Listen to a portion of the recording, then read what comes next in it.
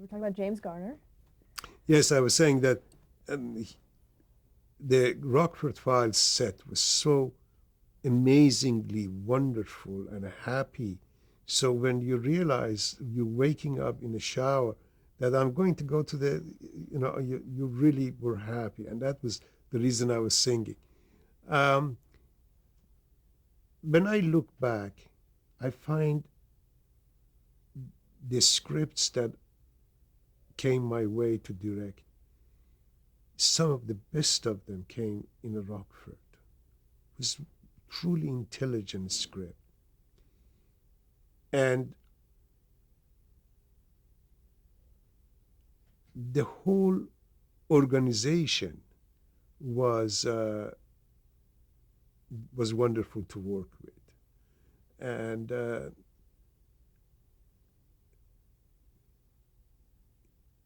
we were it was a joy to work over there, and David did went to do so many other wonderful things, including he's now doing Serpico, David Chase. I did 3 of his scripts, and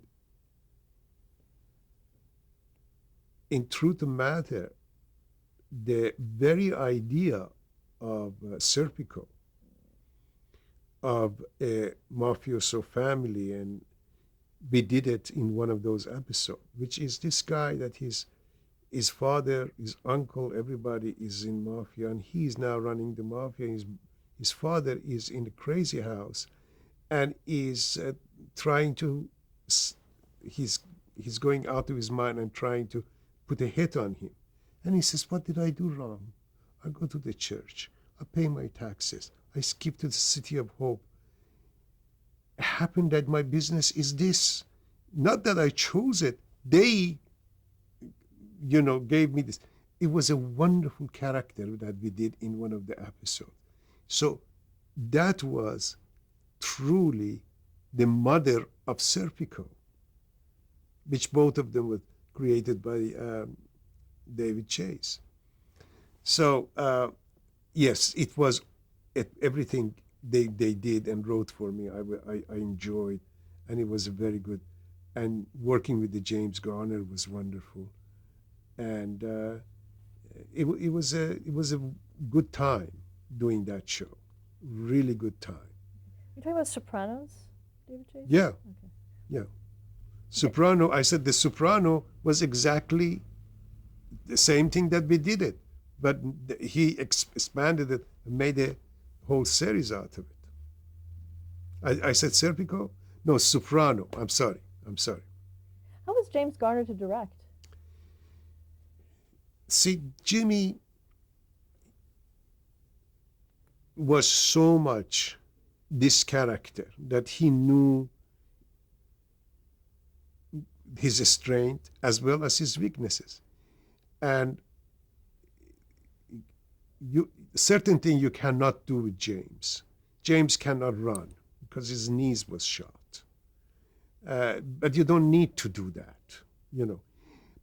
One thing about James was he truly know how to play that humor, that comedy perfectly. And the people around him, in our, they were just chosen beautifully and put around him wonderfully. So there was a very, very good gathering to work. James knows the script. He comes prepared. He doesn't have a problem. He doesn't ask for a meaning or what is my motivation? Why should I? Yeah, none of that. You never had that from Jim. Because when he comes on, he is ready. And if he wants to change it, he would change it before you arrive. Because there were several very, very good writers. And he loved them too. And he liked his character very much, very, very much. Well, let's talk about SWAT for a minute.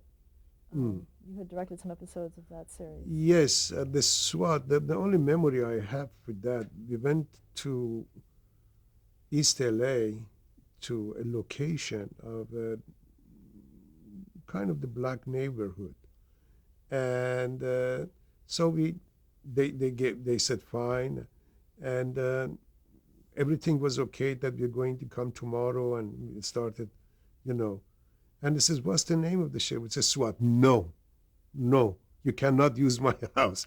They disliked the show that much they didn't allow us to use the house for that show. I never knew why. Maybe they had something against the police, but they were really adamant for us to leave right away.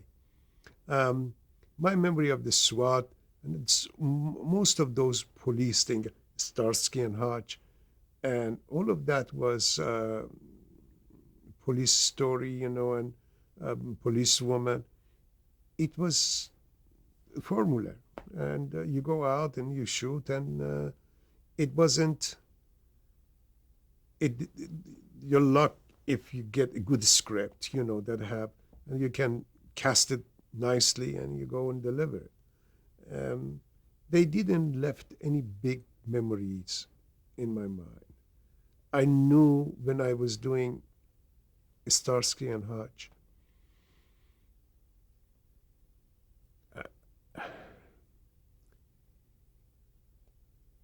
the gentleman that was playing Starsky, every scene he'd play, he never liked himself. He didn't like his own voice. And he was upset, and he used to punch the wall. And I said, what is it? He says, I couldn't be as good as anybody. Why I'm doing this? I should do other things. And I was saying, why don't you? And he really was not happy person. It was Paul Michael Glaser? Yes. And Paul, I met later on, and he changed a great deal, and he had a poor thing, awful drama and tragedy in his life and in his family. And he started directing, and he became a very, very good director. But in those days that he was doing Starsky, he wasn't in a happy place. He wasn't at all in a happy place.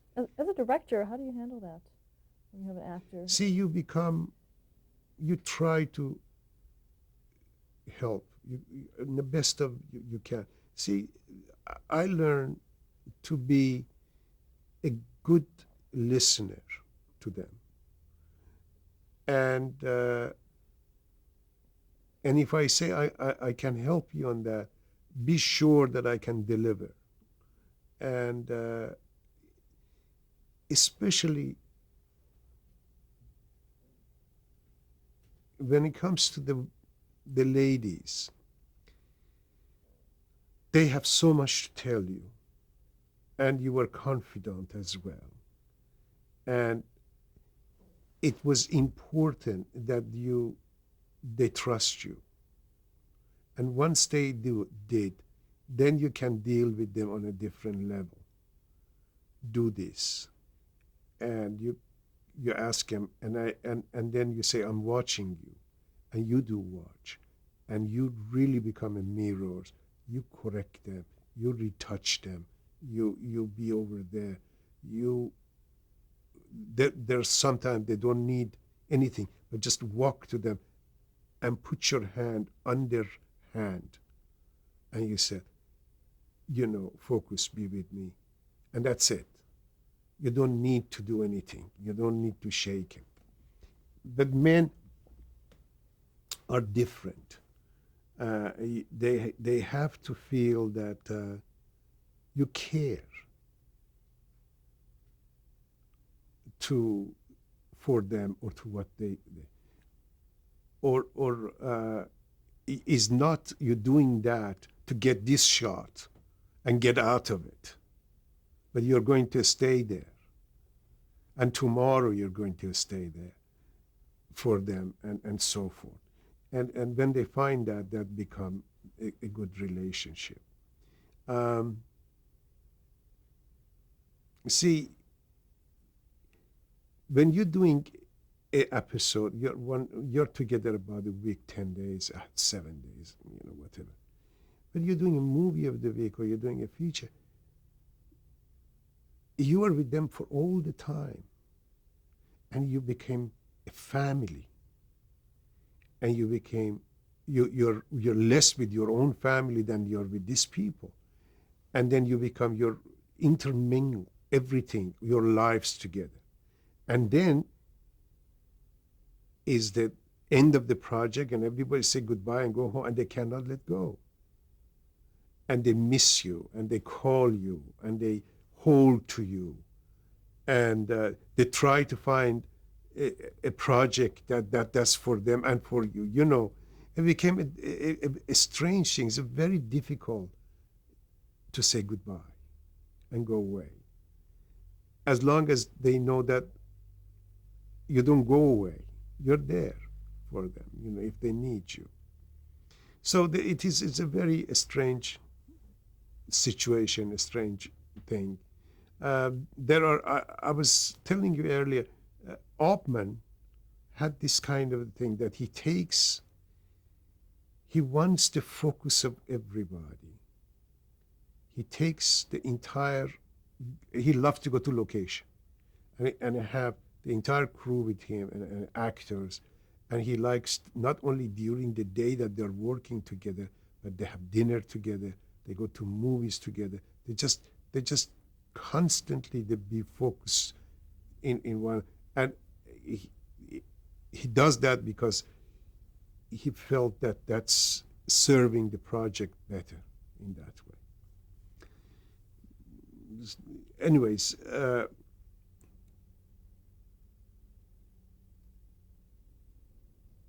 where were I lost my train of Actually, we've thought. been talking about Starsky and Hutch and Palmer. Right.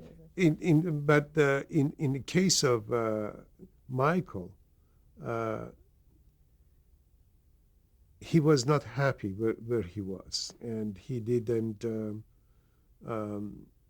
I never find him satisfied.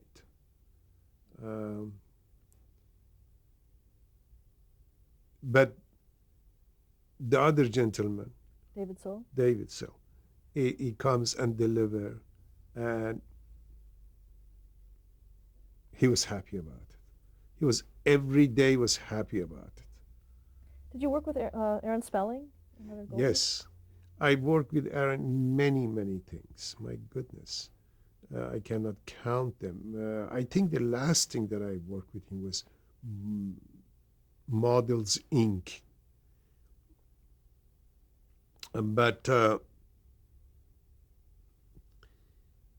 did lots of shows during the years, with Aaron company. It was different earlier. You could they were reachable. You could have a problem or a question that they have taken to executive. These days you're working through different layers, and who is in charge of this show? You're talking to that, not the head of the organization. You don't have that access. Let's talk about Beretta. How did you become involved in that series? Beretta, I was working under one of the contract with Universal, and as I was, Bernie Kowalski was producing it, and I was requested to go to do a Beretta, and I went in, and there was a writer by the name Jeff. I forgot his last name. Comes to me because I did lots of shows with him later. Um, Jeff wrote a script, Crazy Nanny. And you remember in the movie A Streetcar Named Desire, the lady that played the sister, Oh, Kim Hunter? Kim Hunter. We hired Kim Hunter to play Crazy Nanny. And she came and we did that. And it became quite lovely show. It was a building that they were destroying, and they hitting it with a big chain and ball. Huge place downtown, and there was a one room that this lady was living in it, and she was mentally touched, and he thought this is his lost son, and he had him handcuffed to the bed and feed him and play music for him and talk to him. And that was all about, and the building was constantly moving. It was a very strange birth, and we did that. That was my first birth that I did. How did you stage the moving of the building? You put the whole set, on a gimbal. So constantly you have, you check things rolls, and pictures goes, It was wonderful, and the dust. And I don't know what hit me. Few nights before that, I was seeing a French picture that somebody was on a train, and I had a radio, and I was listening to the American Army station in Europe. There was some kind of the old music and of the blues and so forth, and listening to that. And the images were completely a French train and the people and talking to each other. But the background was this very much black music. And I thought, what a gorgeous mixture. So I started listening to some old record, and I find out Ink Spots. Ink Spot were this group that they had phenomenal sound. And I started having that Crazy Nanny among the things that she does, listening constantly to this music. And that became a background for the whole picture. That was nominated. And then the following season, they hired me to do more. And this whole Reto thing was, Bobby was, as I told you, one of the difficult people. Couldn't at all understand or comprehend the authority, hates authority. And that was understandable. He was worked as a child in a film industry. He once told me the most difficult thing for him was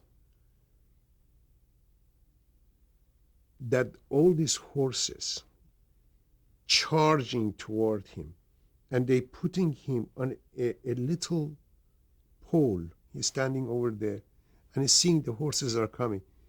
And the stuntman, this old stuntman, says, don't worry about it. Nothing is going to happen to you. You just look at my horse, and I'm coming. And middle of all of this thing, he says, I couldn't see the other horses anymore. I just concentrate on his horse. And the horse is going by, and all of a sudden his hand comes and pick me up and put it in his jacket. And we go. And he says, I was like a 4 years old, standing over there. And he says that fear, was knee was shaking and all of that. And he remembered he was the one that was making the money for home, but he was getting punished constantly and all of that. Bobby didn't like the tower. Tower could not stand Bobby's language. And his second year when I started working on that show, after second show, Bobby decided I should be producer with Bernie, but line producer. And I was kind of the running, being in liaison. So you take what he wants to them, and so they don't meet. Keep himself. It was wonderful, and I did many, many wonderful shows with him. We got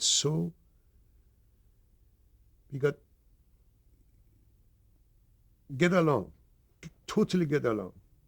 And if there was a problem, never was with me, or with, I didn't let him have in a crew. I was smoothing all those bumpy roads, and we go forward. Even he was doing crazy thing. He comes in the morning, we cast it, everything is ready. He's about to shoot. He says, "I don't like this script. Let's don't do this script." And we start going and do a show without a script, based on some story that he came up with. And we have not got that okay with the program and practice, with the network, with the tower, and end up to be a very good show. But it was so hard, I cannot tell you. That was okay. We got okay. With Bobby, after I finished and he left, we didn't see each other. Bobby went to do Joe Dancer, and he naturally hired Bernie Kowalski and fired Bernie Kowalski. Got another director. They shot 3 days, and he didn't like the daily. So they came and bought my contract from Universal, and I went and did Joe Dancers for him. And then from there on, he says, if you leave that contract and come with me and we do this, I promise you, I give you a Mice and Men to direct, which he did. And when we finished, we were going to do Mice and Men. There were so many other directors wanted to do it, and NBC wanted to give it to them, and Bobby didn't. Says, I promised Reza we have to do it with him or we don't do it. And I did it. And I was very glad to do that. And it was good to work with Bobby. Some people, they said, Bobby likes you because he thinks he's taller than you, But Bobby, I never disregard him or put him or I was always listened, and it was nice and I got from him more than any other director. I always got more of him because he got his attention, and he knew that I care, and goes back to that. I was caring, and he understood it. Talk about the character of Beretta as a character. The Tony Beretta. Tony Beretta was a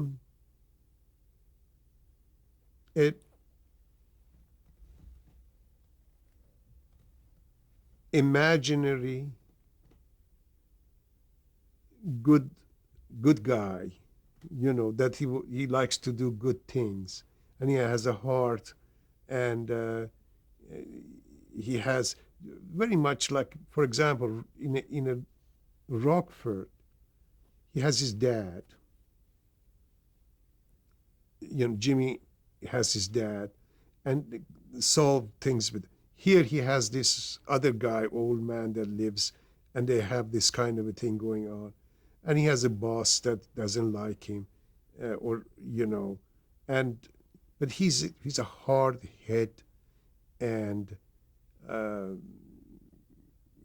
those were the days that the people like Kojak, you know, who loves you more, baby, you know, and have lollipop sucking, you know, and it was that kind of a very rough, and Bobby was that kind of a playing that Tony Beretta, that kind of the cop. But the funny thing about it was my stepdaughter, Jennifer Jason Lee, uh, wanted to act, and I used him in several little things in the past. But in Beretta, she comes and played Marcy, the neighbor, take care of the bird. I tell you something about Bobby. In end of the Beretta year, they came from ABC and offered him to, how much do you like to have to do one more season? And Bobby says, I can see the light in the end of the tunnel.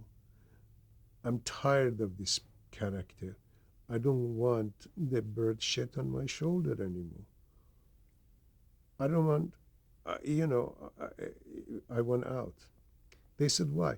He says, I told myself when I have $1 million tax free in the bank, I quit this. And I have that. And I'm going to quit now. So they said, how about we give you $2 million tax free and do one more year? He says, I have to think about it. And they said, okay, think about it. He says, I did. I don't want to do it. And he didn't do it. And we had everything he wanted it. They would give it to him. They give it to him. If he does one more year, they give him the movie of the week. They give him another series he wants to. He just wanted out. And then when we went to do Joe Dancer, we didn't have all the luxury that we had on Beretta. And when we've been after that, when we've been doing Mice and Men, he didn't have any of those. But nevertheless, it was just like for him was a freedom. It's okay. I can do this. I can walk and do this.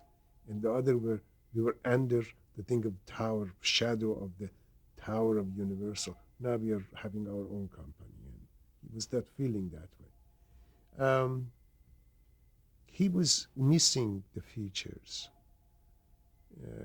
His feature career was unfinished, he felt.